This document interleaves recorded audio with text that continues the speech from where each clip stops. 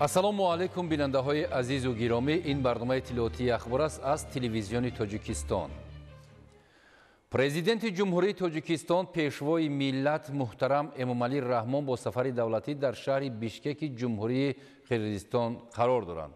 12 март дар фурудгоҳи байналмилалии шаҳри Бишкек меҳмони олиқадр Президенти ҷумҳурии Тоҷикистон муҳтарам Эмомалӣ Раҳмонро роҳбари кишвари мизбон Президенти ҷумҳурии Қирғизистон муҳтарам Садир Жапаров бо эҳтироми хоса ва гарму самимӣ истиқбол гирифтанд. Дар ин рӯз ҳамчунин Президенти ҷумҳурии Тоҷикистон пешвои миллат муҳтарам Эмомалӣ Раҳмон дар доираи сафари давлатӣ ба боғи миллии Ала-Арча ташриф оварданд. 13 март маросими истиқболи расмии Президенти ҷумҳурии Тоҷикистон пешвои миллат муҳтарам Эмомалӣ Раҳмон дар маҷмӯаи биноҳои нави ҳукумати ҷумҳурии Қирғизистон баргузор гардид. Баррасии маҷмӯи васеъи масоили вобаста ба таҳкиму густариши робитаҳои дӯстӣ ва ҳамкории Тоҷикистону Қирғизистон дар мулоқоти хосаи сарони ду давлат муҳтарам Эмомалӣ Раҳмон ва муҳтарам Садир Жапаров оғоз ёфта, дар музокироти расмӣ бо иштироки ҳайатҳои дуҷониб идома ёфта, маросими имзои санадҳои дуҷониба аз ҷумла изҳороти муштарак доир ба таҳкими менбаъдаи дӯстӣ ва ҳамсоягии накӯ ва шартнома байни ҷумҳурии Тоҷикистон ва ҷумҳурии Қирғизистон дар бораи сарҳади давлатӣ доир гардид. Сипас роҳбарони ду давлат дар маросими онлайнии бозкунии ду гузаргоҳ дар сарҳади давлатии Тоҷикистон ва Қирғизистон иштирок намуданд. Пас аз мулоқоту музокироти сатҳи олӣ байни ҷумҳурии Тоҷикистон ва ҷумҳурии Қирғизистон бо ҳузури сарони ду давлат нишасти матбуотӣ доир гардид. гузориши ҳамкорони мо. 12 март Президенти ҷумҳурии Тоҷикистон пешвои миллат муҳтарам Эмомалӣ Раҳмон бо сафари давлатӣ вориди шаҳри Бишкеки ҷумҳурии Қирғизистон шуданд. Дар фурудгоҳи байналмилалии шаҳри Бишкек меҳмони олиқадр Президенти ҷумҳурии Тоҷикистон муҳтарам Эмомалӣ Раҳмонро роҳбари кишвари мизбон Президенти ҷумҳурии Қирғизистон муҳтарам Садир Жапаров бо эҳтироми хоса ва гарму самимӣ истиқбол гирифтанд.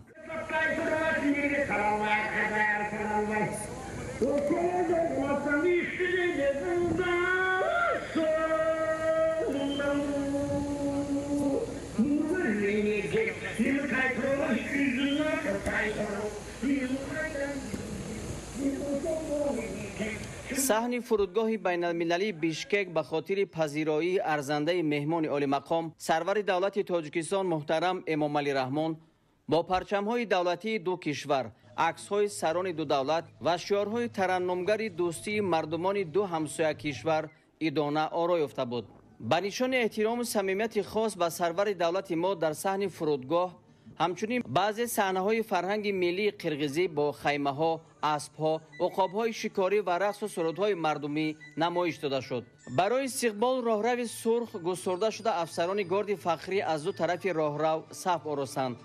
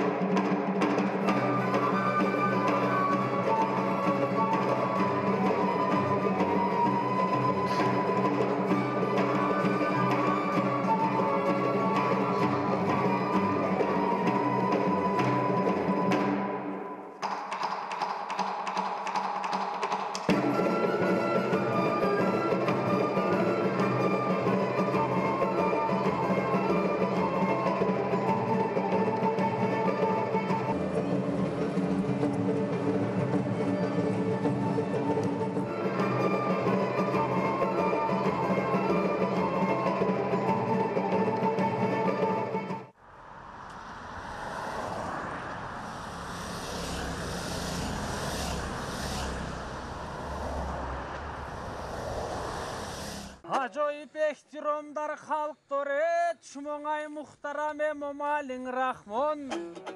Kadam kuşmondet bar mulki moyon, şumo payvand kari rohi buzurget. Ey kadam kuşmondet Emomali Rahmon. 12 март президенти ҷумҳурии Тоҷикистон пешвои миллат муҳтарам Эмомалӣ Раҳмон дар доираи сафари давлатӣ дар ҷумҳурии Қирғизистон ба боғи миллии Алаарча ташриф оварданд. дар ин ҷо сарони ду давлат муҳтарам Эмомалӣ Раҳмон ва муҳтарам Садир Жапаров аз боғи миллии Алаарча ва намоиши фарҳангӣ ки ба хотири ташрифи президенти ҷумҳурии Тоҷикистон баргузор гардид боздид намуданд. бояд гуфт ки боғи миллии Алаарча дар баландии 2000 метр аз сатҳи баҳр дар масофаи 40 километр дуртар аз пойтахти Қирғизистон шаҳри Бишкек қарор дорад. боғи миллӣ дар мавзеъҳои зебои табиат қарор дошта барои сайру сайёҳат маҳалли дилфиреб аст. сарони давлатҳо зимни ташриф ба ин ҷо аз манзараҳои дилкаши боғ ва намоиши ҳунарҳои мардуми қирғиз бозӣ намуданд. президенти кишвари мо муҳтарам Эмомалӣ Раҳмон бо ҳунармандон суҳбати самимӣ доир карда ба ҳунарҳои воло ва маҳсули дастони онҳо баҳои баланд доданд.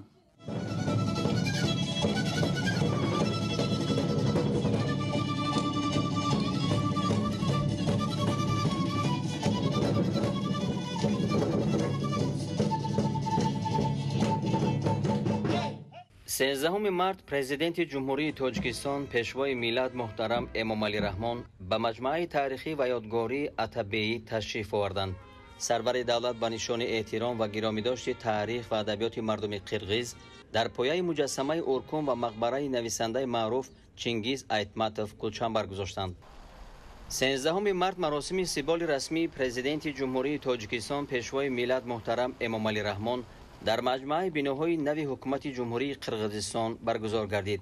мошини сарвари давлати Тоҷикистон муҳтарам Эмомалӣ Раҳмонро савораҳо бо аспҳои ба таври хоси миллӣ ороёфта ҳамроҳӣ намуданд.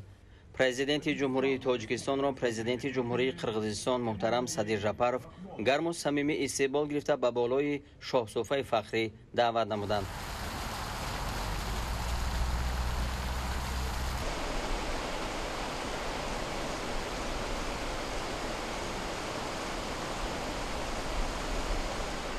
маросими истиқболи расмӣ бо саф кашидани ҷузу томҳои горди фахрӣ ва оркестри низомии асбобҳои нафасӣ, гузориши фармондеҳи горд, садо додани сурудҳои миллии ҳарду кишвар ва шиносоӣ бо аъзои ҳайатҳои расмӣ ҷараён гирифт. Сиздин келишиңизге улуттук гвардиянын ардак каравыл ротасынын атынан ысык саламыбызды билдиребиз. Ротанын командири гвардиянын улук лейтенанты Сабыржанов.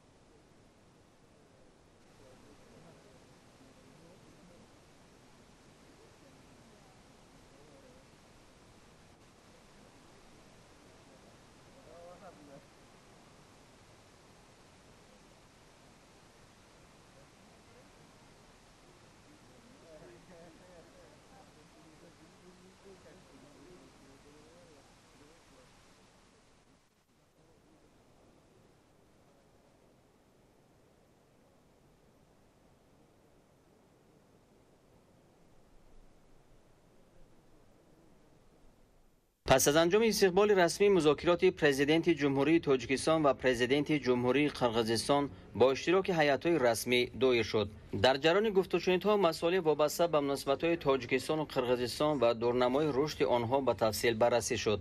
به مسائل‌های افزون نمودن رابطه‌های اقتصادی و تجارتی و استفاده امکانات هر دو کشور در این سمت توجه خاص ظاهر گردید. در رفت گفت و شنودها سران دولت‌ها به قرار آمدند که شورای بین حکومتی با راهبری سروزیران تأسیس شده شود. به این نهاد نو دستور داده شد که حجم تجارت دو جانبه را تا به 500 میلیون دلار رساند.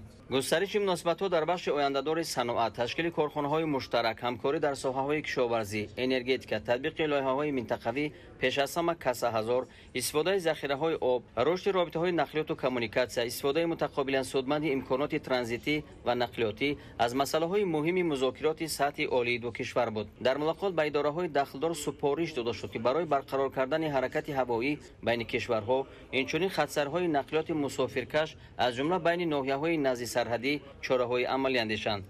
توسعه همکاری در ساحه‌های فرهنگی و گومانیتری، علم و معارف، سیاحی، سیاست جوانان و ورزش از موضوعهای مهم مذاکرات بود. همچنین به مسائل مبارزه مشترک با تروریسم و افراطگرایی، ظهورات رادیکالیسم، جنایت‌های متشکل فرامرزی از جمله کیبر جنایتکاری و گردش غیر قانونی مواد مخدر، تبادل افکار صورت گرفت.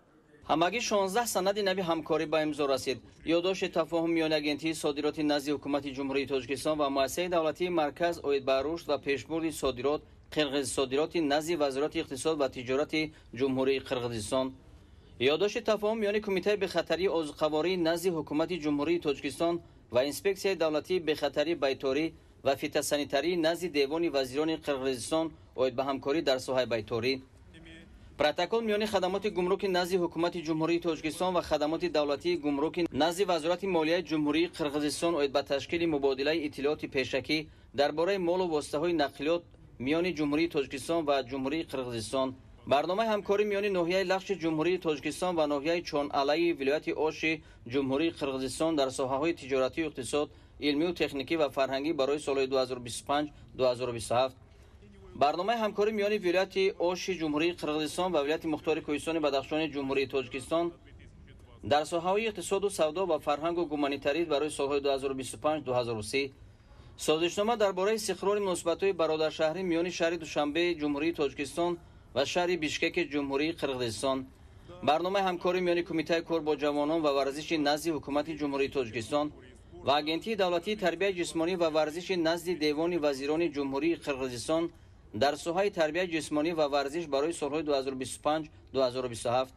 برنامه همکاری میان کمیته کار با جوانان و ورزش نزد حکومت جمهوری تاجیکستان و وزارت فرهنگ، اطلاعات و سیاست جوانان جمهوری قرقیزستان در ساحه سیاست جوانان برای سال‌های 2025-2027. یادداشت تفاهم میان کمیته معماری و ساختمانی نزد حکومت جمهوری تاجیکستان و اگنتی دولتی معماری، ساختمان و خواجگی منزلی و کمونالی نزد دیوان وزیران جمهوری قرقیزستان عاید به همکاری در سمت تامین تاب‌آوری به زلزله، رشد تکنولوژی‌های ثمراناکی انرژی سبز و شهرسازی، اینچنین رقم‌کنونی روند ساختمان. یادداشت تفاهم میان وزارت صنعت و تکنولوژی‌های نوی جمهوری تاجیکستان و وزارت اقتصاد و صاحبکاری جمهوری قرقیزستان در ساحه صنعت ва технологияҳои нав, ёддошти тафаҳум миёни вазорати молияи ҷумҳурии Тоҷикистон ва вазорати молияи ҷумҳурии Қирғизистон оид ба ҳамкорӣ ва табодули маълумот дар соҳаи назорати шахсоне ки бо амалиёт бо сангу металлҳои қиматбаҳо оид ба масъалаҳои муқовимат ба маблағзории фаъолияти террористӣ ва қонунигардонии даромадҳои бо роҳи ҷиноят ба дастоварда машғуланд. созишнома миёни вазорати кишоварзии ҷумҳурии Тоҷикистон ва вазорати захираҳои об, кишоварзӣ ва саноати коркарди ҷумҳурии Қирғизистон оид ба ҳамкорӣ дар соҳаи кишоварзӣ, созишнома миёни ҳукумати ҷумҳурии Тоҷикистон ва Девони вазирони ҷумҳурии Қирғизистон дар бораи таъмини дастрасӣ ба объектҳои хоҷагии об ва энергетикӣ, созишнома миёни ҷумҳурии Тоҷикистон ва ҷумҳурии Қирғизистон дар бораи сохтмон ва истифодабарии роҳҳои мошингард, ободонӣ ва истифодаи чорроҳҳои мошингард. аз рӯи натиҷаҳои гуфтушунидҳои сарони давлатҳои Тоҷикистону Қирғизистон маросими имзои санадҳои дуҷониба доир гардид. муҳтарам Эмомалӣ Раҳмон ва муҳтарам Садир Жапаров зери сурати муштарак доир ба таҳкими минбаъдаи дӯстӣ ва ҳамсоягии накӯ ва шартнома миёни ҷумҳурии Тоҷикистон ва ҷумҳурии Қирғизистон дар бораи сарҳади давлатӣ имзо гузоштанд.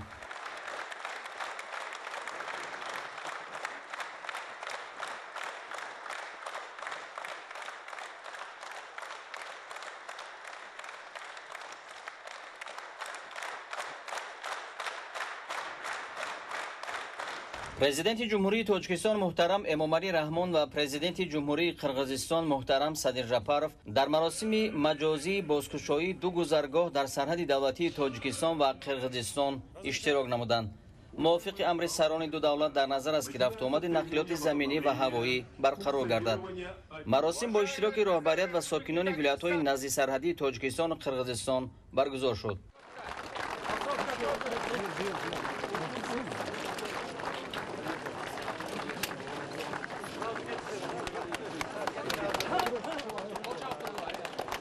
пас аз анҷоми музокирот муҳтарам Эмомалӣ Раҳмон ва муҳтарам Садир Жапаров дар назди намояндагони васоити ахбори омма бо изҳорот суханронӣ карданд. сарони ду давлат ба натиҷаҳои музокироти расмӣ баҳои баланд дода аз ҷумла изҳор доштанд ки аз пагоҳ 14 марти соли 2025 хатсайрҳои ҳавоӣ миёни Тоҷикистону Қирғизистон бозкушоӣ мешавад. фардо ширкати Сомонеери Тоҷикистон нахустин парвози худро дар масири Душанбе Бишкек Душанбе анҷом медиҳад. Уважаемый Эмомалӣ Шарипович, уважаемые представители средств массовой информации, дамы и господа, сегодня мы принимаем в Кыргызской республике уважаемого президента Республики Таджикистан Эмомалӣ Рахмона с государственным визитом. В ходе визита мы провели обстоятельные переговоры, которые прошли в дружеской атмосфере, деловом и конструктивном ключе. Подробно рассмотрен широкий спектр политических, экономических и культурно-гуманитарных вопросов. Состоялся обмен мнением по актуальным вопросам региональной и международной повестки.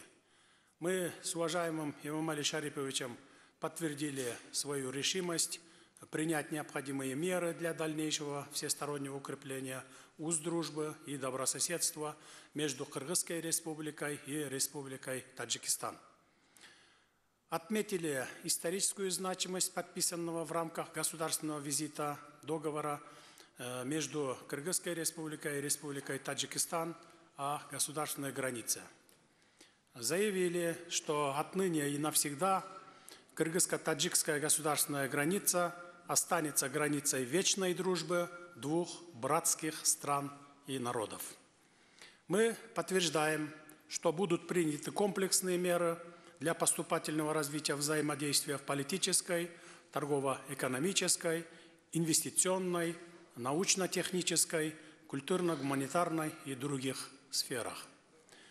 В этих целях будет в полной мере использован потенциал Межгосударственного координационного совета, правительственных делегаций Кыргызской республики и Республики Таджикистан по делимитации и демаркации кыргызско-таджикской государственной границы и Совета министров иностранных дел.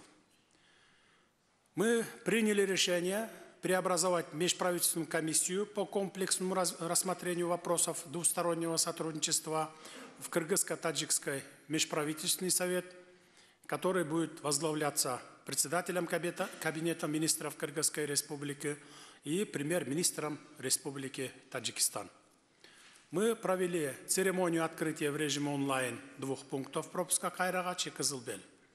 Отметили, что в предстоящий период будут приняты необходимые меры для качественного развития торгово-экономического сотрудничества путем эффективного использования экономического потенциала двух стран в целях обеспечения прорыва в этом направлении. Приветствуем подписание в рамках государственного визита соглашения между Кыргызской республикой и Республикой Таджикистан о строительстве и использовании автомобильных дорог, об устройстве и использовании перекрестков автомобильных дорог и соглашения между Кабинетом министров Кыргызской республики и правительством Республики Таджикистан по обеспечению доступа к водохозяйственным и энергетическим объектам. Здесь же я хотел бы с удовлетворением отметить возобновление авиаперевозок и надеюсь, что скоро также возобновятся автобусные маршруты и наши граждане начнут общаться друг с другом. Мы будем способствовать сохранению этнической и языковой самобытности народов Кыргызской республики и Республики Таджикистан, а также созданию благоприятных условий для этнических кыргызов, проживающих на территории Республики Таджикистан, и этнических таджиков, проживающих на территории Кыргызской республики, деятельности общественных объединений и национальных культурных центров в контексте сохранения и развития их родного языка, национальной культуры, традиций и обычаев.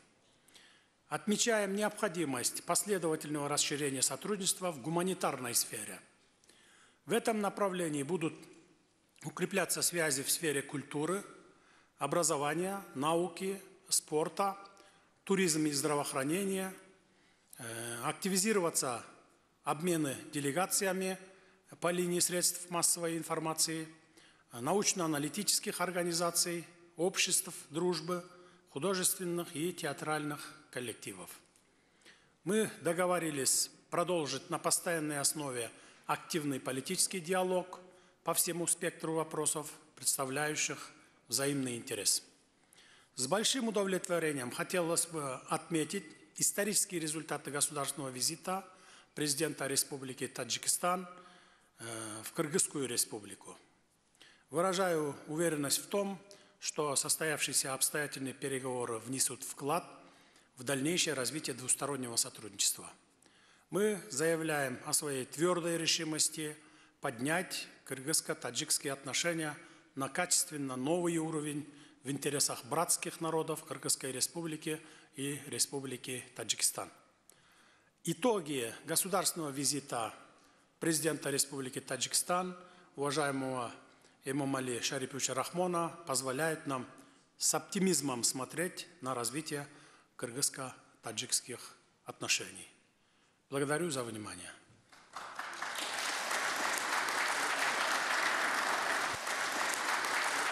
Спасибо, уважаемый Садыр Нургожевич.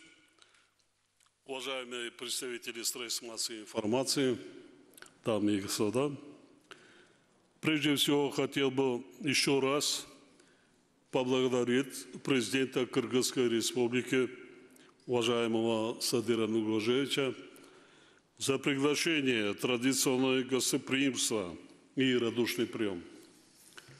Сегодняшние переговоры прошли в конструктивной атмосфере, в духе взаимопонимания и добрососедства.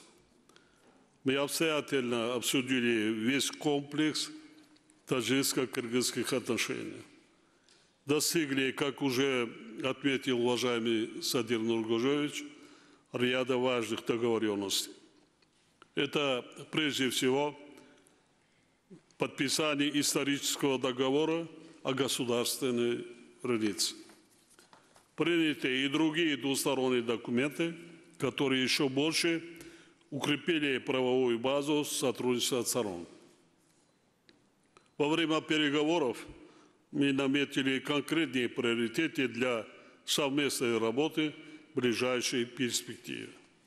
Отметили важность дальнейшего поддержания регулярного политического диалога на высшем и высоком уровнях. Особое внимание было уделено вопросам практической реализации мер по укреплению торгово-экономического компонента нашего партнерства.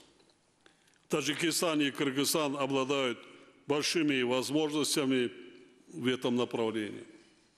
С учетом этого отметили важность активизации работы межправительственной комиссии по комплексному рассмотрению двустороннего сотрудничества. Договорились о ее преобразовании в межправительственный совет и подняли уровень сопредседателей до премьер-министра. Условились, что его первое заседание пройдет в самое ближайшее время. Дали поручение профильным министерствам и ведомствам принять необходимые меры для расширения объемов товарооборота и выработки новых подходов к увеличению номенклатуры взаимно поставляемых товаров. Достигнута договоренность о повышении объема взаимной торговли до $500 миллионов. В ходе переговоров обсудили перспективы развития промышленной кооперации как фактора обеспечения дальнейшего расширения экономических связей двух стран. Мы предложили продолжить практику создания совместных производств в перспективных отраслях промышленности. Стоит отметить, что в настоящее время на территории Республики Таджикистан действует более 40 совместных таджикско-кыргызских предприятий. Мы отметили большой потенциал взаимодействия в агропромышленном комплексе, а также на уровне регионов. Договорились расширить сотрудничество двух стран в области гидроэнергетики. В этом направлении важное значение имеет реализация региональных проектов, прежде всего КОСА-1000. Приняли решение учредить совместную водохозяйственную комиссию. В центре нашего внимания были вопросы развития сотрудничества в сфере транспорта и коммуникаций. Мы подчеркнули актуальность взаимовыгодного использования транзитно-транспортных возможностей друг друга в целях обеспечения устойчивого развития экономик двух государств и региона в целом. Профильным ведомствам даны поручения принять практические меры по возобновлению между нашими странами авиаперевозок, а также автобусных маршрутов, в том числе между приграничными регионами. Мы уже дали поручение с завтрашнего дня, начинается первый день открытия авиарейсов Душанбе, Бишкек и Бишкек-Душанбе и Бишкек-Худжан. В ходе переговоров мы уделили внимание культурно-гуманитарным связям, высказались за развитие сотрудничества в сфере науки и образования, культуры, туризма, молодежной политики и спорта. Мы также рассмотрели проблематику вызовов и угроз безопасности. Обсудили вопросы совместной борьбы с терроризмом и экстремизмом, проявлениями радикализма, организованной трансграничной преступностью, включая киберпреступность и незаконный оборот наркотиков. Договорились усилить координацию работы спецслужб и других профильных ведомств по этой линии. Наши страны продолжат практику поддержки инициатив друг друга в рамках международных и региональных организаций. В целом, результаты сегодняшних переговоров позволяют нам с оптимизмом смотреть на развитие отношений между нашими странами.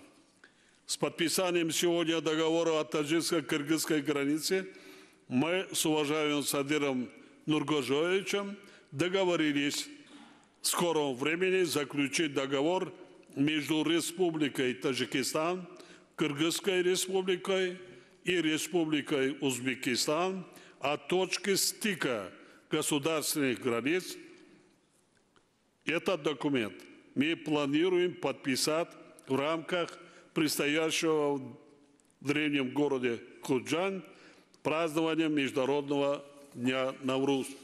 В целях продолжения нашего конструктивного диалога я с большим удовольствием пригласил уважаемого президента Кыргызской республики Садира Нургожевича Жапарова совершить ответный государственный визит в Таджикистан в удобное для него время. Благодарю за внимание.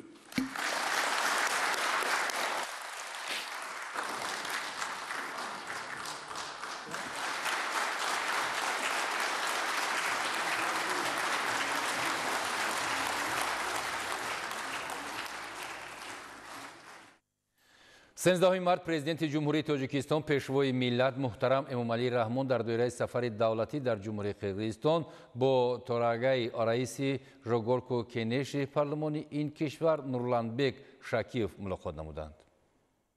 13 مارت پرزیدنت جمهوری تاجیکستان پیشوای ملت محترم امامعلی رحمان در دوره سفر دولتی در جمهوری قرقیزستان با تورگای ژوگورکو کنش این کشور نورلانبک شاکیف ملاقات نمودند. سروری دولت ما نقش مقامات قانونگذار را در رشد حیات جمعیتی و سیاسی تاکید نمودند. تاکید شد که دیپلماتیای پارلمانی میتواند بر رشد میبعده همه مناسبت‌های بین دولتی تاجیکستان و قرقیزستان تکانی ایلوگی بخشد. با قناعتمندی همکاری سازنده دو کشور در دوره گروه‌های دوستی پارلمانی و سازمان‌های بین‌المللی و منطقوی پارلمانی قید کرده شد. 13 مارت پرزیدنت جمهوری تاجیکستان پیشوای ملت محترم امامعلی رحمان در دوره سفر دولتی در جمهوری قرقیزستان با رئیس دیوان وزیران جمهوری قرقیزستان عادیلبک کاسیمالیف ملاقات نمودند. 13 مارت پرزیدنت جمهوری تاجیکستان پیشوای ملت محترم امامعلی رحمان در دوره سفر دولتی در جمهوری قرقیزستان با رئیس دیوان وزیران جمهوری قرقیزستان عادیلبک کاسیمالیف ملاقات نمودند. در واخوری مسائل مبرم رشد مناسبت‌های تاجیکستان و قرقیزستان با توجه به اجرای توافقاتی در جریان سفر دولتی حاصل شده در ساحه تجارت و اقتصاد بررسی گردید. دایر به همکاری دو کشور در ساحه‌های تجارت و اقتصاد، کشاورزی، انرژتیک و سرمایه‌گذاری تبادل مفصل افکار صورت گرفت. توجه مخصوص به مسائل تأسیس کارخانه‌های مشترک در بخش‌های آینده‌دار صنعت، تشکیل نمایشگاه‌ها و فورم‌های تجارتی، برآمدن همکاری زیچ و پرثمر میان منطقه‌ها و خصوص محل‌های نزدیک سرحدی ظاهر کرده شد. با موضوع برقرارسازی خطرهای هوایی مسافرکشانی میان شهرهای دو کشور دقت مخصوص داده شد. رشد همکاری فرهنگی و گومانیتری به خصوص در بخش‌های علم، معارف، سیاست جوانان، سیاحی و ورزش از مسائل دیگری صحبت بود. افتتاح رسمی گذرگاه سرحد دولتی بین جمهوری تاجیکستان و جمهوری قرقیزستان واقع در شهر اسفرای ولایت سوق و ناحیه بادکند ولایت بادکند جمهوری قرقیزستان از جمله رویدادهایی است که باعث روح‌بلندی و خوشحالی خلق‌های تاجیک و قرقیز گردید و این پدیده نک در رشد و گسترش مناسبت‌های دوجانبه نقش مهم و کلیدی داشته در صحیفه‌های تاریخ نوین دولتداری دو کشور به هم دوست و همسایه ابداً با حرف‌های زرین نوشته خواهد شد.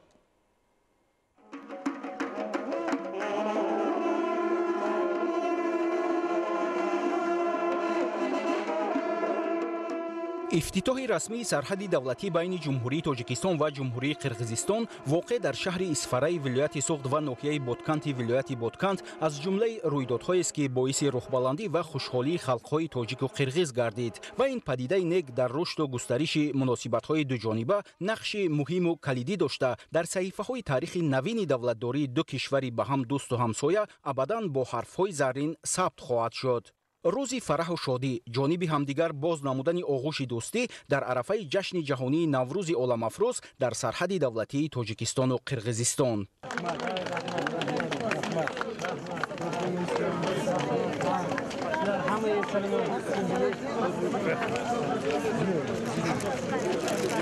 این رویداد مهم تاریخی که در دایره سفر دولتی پرزیدنت جمهوری تاجیکستان پیشوای ملت محترم امامعلی رحمان به جمهوری قرقیزستان به وقوع پیوست به رشد و گسترش منبع مناسبت‌های سیاسی و اقتصادی و اجتماعی دو دولت همسایه زمینه واقعی می‌گذارد. شهروندان هر دو کشور با شکرگزاری از فضای صلح و ثبات، تشبس‌های نیک و سازنده و عملکرد دوراندیشانه سیاسی پرزیدنت جمهوری تاجیکستان پیشوای ملت محترم امامعلی رحمان و پرزیدنت جمهوری قرقیزستان Қирғизистон муҳтарам Садир Жапаров ба вуқӯъ омадани рӯйдоди таърихӣ ифтитоҳи расмии гузаргоҳи сарҳадиро ба ҳамдигар табрику муборакбод мегуфтанд.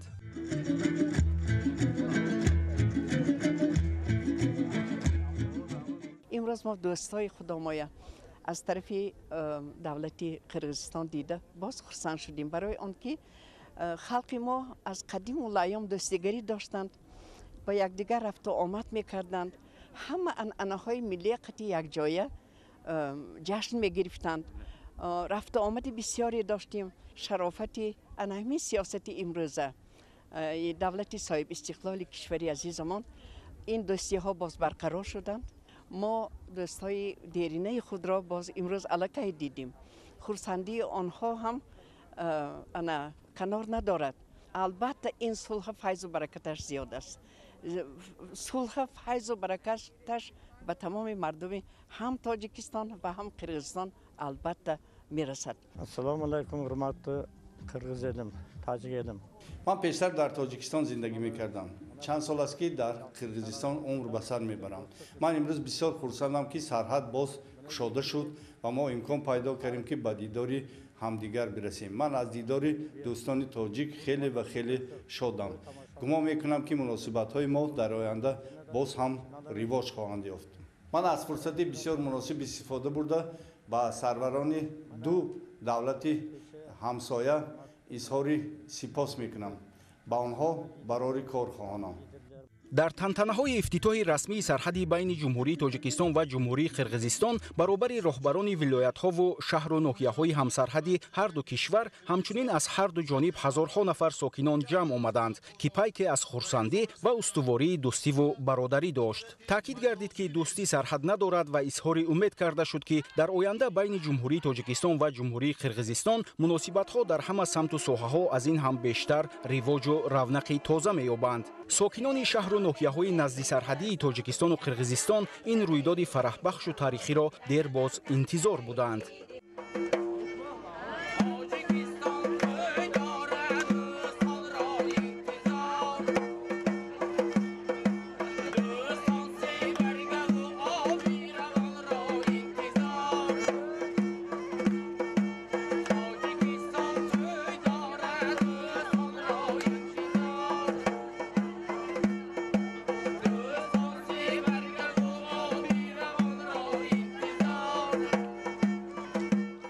دوستی این یک نعمتی بی‌بهاست و همین صلح و آرامی دوستی هست که کشورها ترقی میکنند، آباد میگردند، مردم آسایشته زندگانی میکنند و در همه خاندان توی و سور به نظر میرسد و این را سروران دو دولت درک نموده.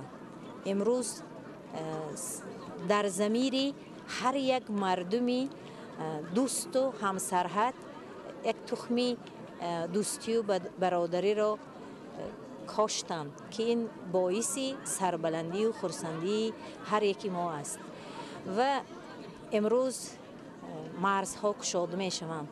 مردم خرسند است. امروز در فضای تنتنوی مردم خرسندی می کنند و این یک نعمتی بی‌بهای است که مردم مشتاق بودند. برای ما ساکنان نزد مرزی امروز یک روزی خاطرمان است. ما باز امکان یافتیم که به دیدار هم برسیم. سرحد دولتی گشوده شد. این با سیاست باوراری پرزیدنت های دو کشور تاجیکستان و قرغیزستان عملی گردید. ما من بعد رفت و آمد میکنیم و دوستی رو پاینده نگاه میداریم. افتتاح رسمی سرحد دولتی رفت و آمد شهروندان هر دو جمهوری را به طور نظررس آسان می‌نماید و در نتیجه برای نزدیکشوی و یکدیگر فهمی خدمت خواهد کرد. در مجموع آن برای رشد و منبعث مناسبت‌های تاجیکستان و قرغیزستان شرایط مساعد فراهم می‌آورد. شهروندان تاجیکستان و قرغیزستان گشوده شدن سرحد را رویداد تاریخی عنوان می‌کنند و می‌گویند این تحولات که با اراده سیاسی سران دو دولت به عمل آمد پیش از همه به منفعت هر دو کشور میباشد. شهرتی همسایگی زنده بادا شهرتی همسایگی کم بادا دولتی همسایگی کم بادا دولتی همسایگی زنده بادا شهرتی همسایگی زنده بادا دولتی همسایگی واقعا هم نوروز رمز پاکی، رمز آزادگی، رمز مهر و محبت است. امروز مردمان کشورهای تاجیکستان و قرقیزستان بسیار هم خوشبخت و سرفراز از آن هستند که سرحد بین این دو دولت گشوده گشت. از پیشتر مردم تاجیک و قرقیز با هم رابطه دوستی داشتند، رابطه خویش و تباری داشتند و امروز از گشوده شوی سرحد آنها خیلی خوشبخت و سرفراز هستند و آنها من بعد می توانند رابطه خویش را با همدیگر با یک مهر و محبت و صمیمیت ادامه دهند. این البته از سیاست صلح پرورانه و خردمندانه سران دو دولت شباهت می دهد. محض در عید نوروز بین الملل گشوده شدن سرحد بسیار هم فعال نیک است. گواهی از آن می دهد که بین این دو ملت مهر و محبت، خویش و تباری و دوستی تا ابد پاینده می گردد. باز شدن سرحدهای بین دو دولت از سیاست خردمندانه سران هر دو دولت پیش از همه تشبس نجیبی پیشوای ملتمان پرزیدنت جمهوری تاجیکستان محترم امامعلی رحمان و سرور دولت دوست و همسایه ما قرقیزستان به وقوع پیوست. ما اطمینان داریم که این لحظه هایی که امروز آغاز شد هیچگاه انجام نمیپذیرد و دوستی و همسایه داری نیک تا ابد بین ما جاودان میماند. این رویداد مهم که در عرفه جشن بین المللی نوروز به عمل آمد در گذرگاه سرحدی دولتی جمهوری تاجیکستان گلستان شهر اسفاره و هم در گذرگاه سرحدی دولتی جمهوری قرقیزستان قزلبیل ناحیه بادکند نمایش مال و محصولات صنعتی، کشاورزی، هنرهای مردمی، مسابقه‌های گوناگون ورزشی و برنامه‌های مکمل کنسرتی در سطح بلند برگزار گردید. намояндагони ҳарду давлат аз намоишгоҳ боздид намуда вобаста ба таҳкими минбаъдаи ҳамкорӣ дар соҳаҳои тиҷорат, иқтисод, сармоягузорӣ, молия, нақлиёт ва транзит, кишоварзӣ, обу энергетика, гумрук, сайёҳӣ, маориф, илм, тандурустӣ ва фарҳанг табодули афкор сурат гирифт. ба муносибати ифтитоҳи расмии сарҳади давлатии байни ҷумҳурии тоҷикистон ва ҷумҳурии қирғизистон ва ҷашни байналмилалии наврӯз сокинони 12 ҷамоати шаҳраку деҳоти исфара бо оростани хони идона ба намоиш гузоштани таомҳои миллӣ, пешкаш кардани дастранҷи ҳунармандони чирадаст ва ташкили бозиҳои варзишӣ ин маконро ба базмгоҳи ҳақиқӣ табдил доданд. ҳама шоду хурсанд. таъкид гардид ки муносибатҳои дӯстии мардумони мо аз қаъри таърих реша мегирад ва он бояд бо талошу ташаббусҳои муштараки халқҳо то абад поянда бимонад. ин лаҳзаҳоро мо мардуми назди сарҳадӣ дер боз интизор будем, зеро мардуми қирғизу тоҷик ҳамсоягии неку самимона доштанд. чорабинии имрӯза моро водор месозад ки занҷираи бародарию баробариро бо муҳаббату садоқат ба ҳамдигар ба давлату миллат боз ҳам мустаҳкамтар намоем. We are very happy because the Navruz Day is coming. Сегодня в наши двери пришел праздник Навруз. Я, как международный учитель, приглашаю всех туристов, всех учителей в прекрасную страну Таджикистан. Навруз приходит один раз в году, и он всегда останется в нашей памяти. Я очень сильно благодарен президенту Республики Таджикистан за тот труд, который он сделал, за открытие границ и мира и национального единства в прекраснейшей Республике Таджикистан. аҳли фарҳангу санъати тоҷикистону қирғизистон барномаи бошукӯҳу пурмуҳтавои фарогири муштаракоти таърихиву фарҳангӣ, анъанаҳои деринаи ҳусни ҳамҷаворӣ ва равобити негро дар барномаҳои худ ба таври шоиста тараннум ва пешниҳоди иштирокдорони чорабинӣ карданд. барномаҳои рангини консертӣ дар ҳарду ҷониб хеле дилписанду фараҳбахш доир гардид ва шаҳрвандони тоҷикистону қирғизистон ки дар маросими кушодашавии расмии сарҳади давлатӣ иштирок доштанд ба ҳунару истеъдоди аҳли фарҳангу санъат баҳои баланд доданд. امروز در منطقه سرحدی بین جمهوری تاجیکستان و جمهوری قرقیزستان مراسم از نو افتتاح گردیدن گذرگاه مدنیت ناحیه جبار رسول ولایت سوق و جمهوری تاجیکستان و گذرگاه سرحدی қайрағочи ноҳияи лайлаки ҷумҳурии қирғизистон тариқи онлайн ба вуқӯъ пайваст. аз нав ба фаъолият оғоз намудани гузаргоҳи сарҳадӣ бо иштироки ҳайатҳои расмии ду кишвар дар фазои дӯстии намояндагони ду халқи ҳамсоя сурат гирифт. гузориш дар ин хусус.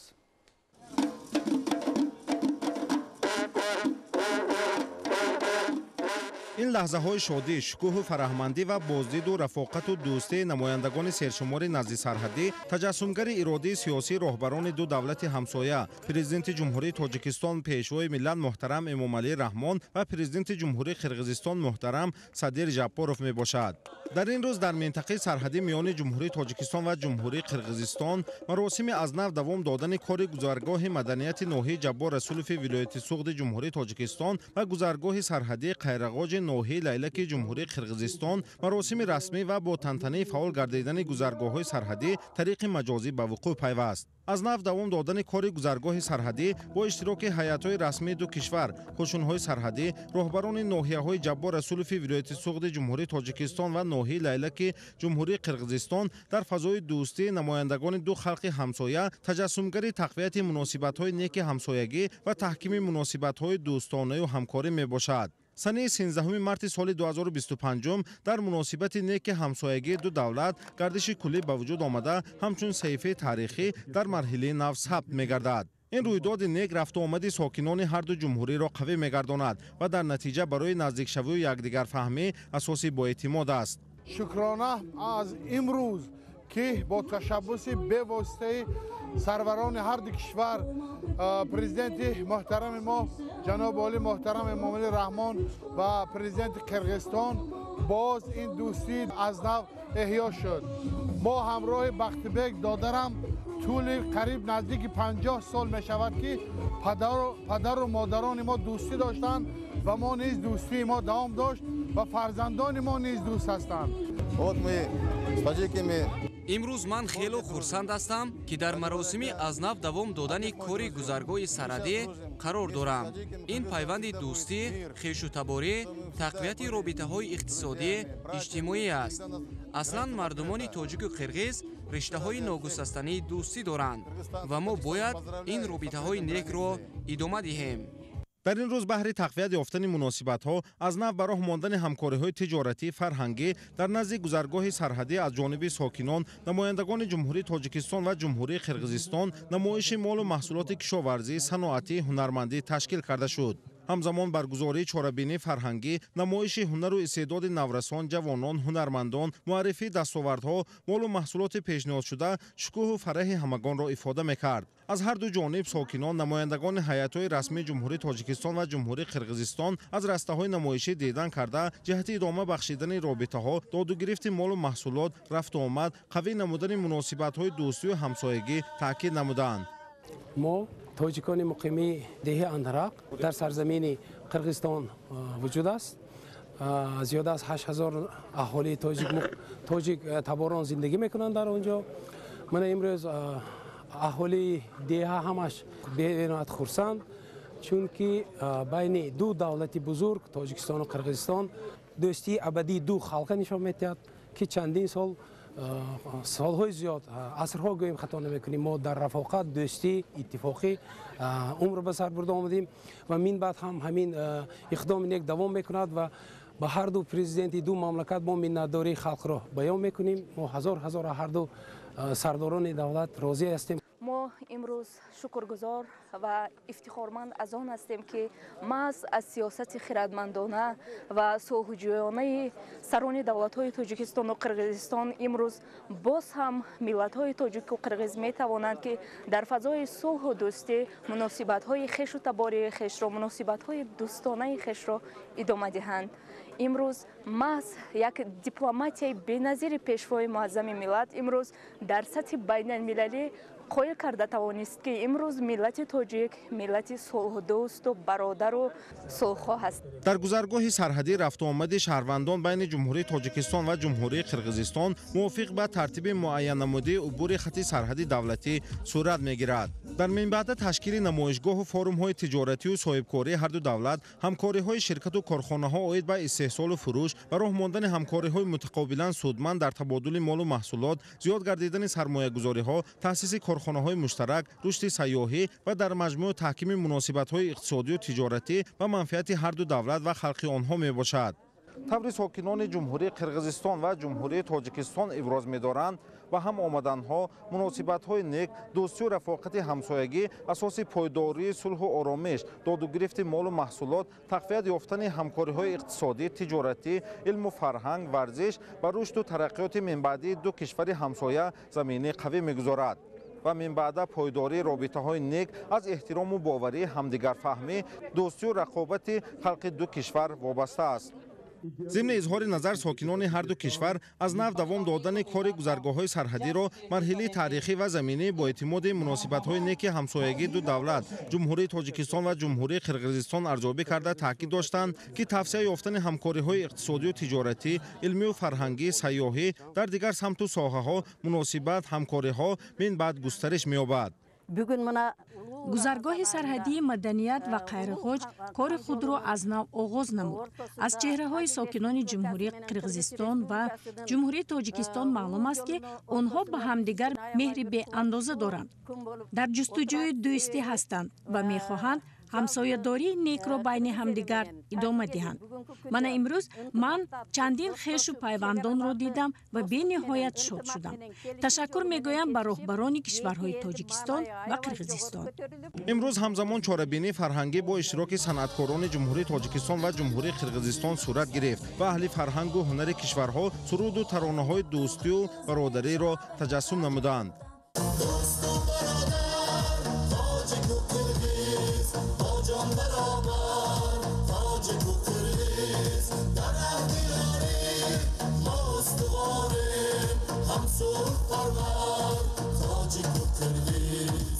حکومت جمهوری تاجیکستان با تطبیق لایحه‌های سرمایه‌گذاری راه‌های اتومبیلگرد جمهوری را در یک چند سمت تجدید و نوسازی نمود. در این دوره راه نقلیاتگرد اسفره کانیبادام، دهمای جبار رسولوف و تا خط سرحدی دولتی جمهوری قرقیزستان و جمهوری ازبکستان نوسازی شده و حالا قسمت کارها ادامه دارند. این راه‌های آباد برای رفت و آمد بار و مسافرکشانی و همچون راه ترانزیتی خدمت می‌نماید. محمود احمدزاده، دلشاد یوسفی، ناحیه جبار رسولوفی ولایت سوغد برای برنامه اخبار. بیننده های عزیز، این بود برنامه اطلاعاتی اخبار. خیر سلامت باشید.